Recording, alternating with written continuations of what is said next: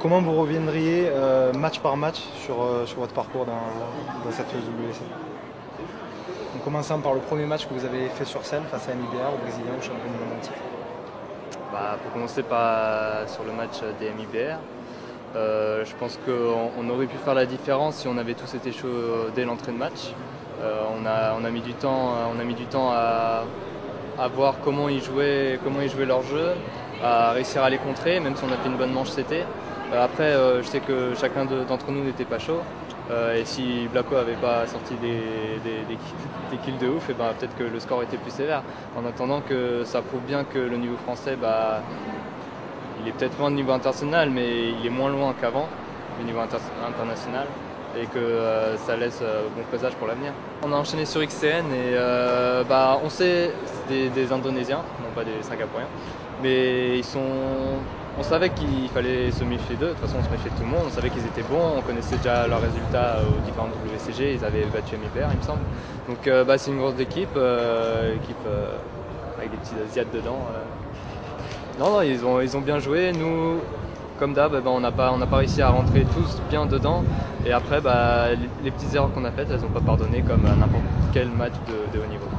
Encore une fois, contre MIM, vous perdez beaucoup de 2 contre 1, 3 contre 1. Souvent, vous faites la supériorité sur un coup skill de l'un ou de l'autre, et puis ça se retourne en une seconde. Une seconde, vous faites tout sortir. Qu'est-ce qui explique ça? Sûrement peut-être pas la manque de cohésion dans l'équipe, mais la manque de communication dans des events comme celui-ci, où la communication, c'est pas la même que quand on est au bootcamp dans une salle, on est 5 à côté, il n'y a aucun bruit derrière nous. Là, il y a du monde, il y a des gens qui crient. On a eu des casques fermés pour cet event.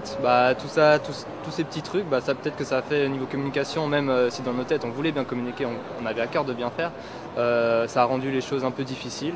Et après, quand la communication n'est pas top et qu'après au skill c'est pas trop ça non plus, après ça fait des scores bateaux. Quand on peut réfléchir à tout le temps qu'on a passé à s'entraîner et pour perdre les 4 maps derrière, c'est la vie, c'est CS et ça fait réfléchir un peu. L'avenir immédiat chez GG, c'est quoi? À débattre. C'est-à-dire? Juste à débattre. Vous avez des LAN de prévues déjà?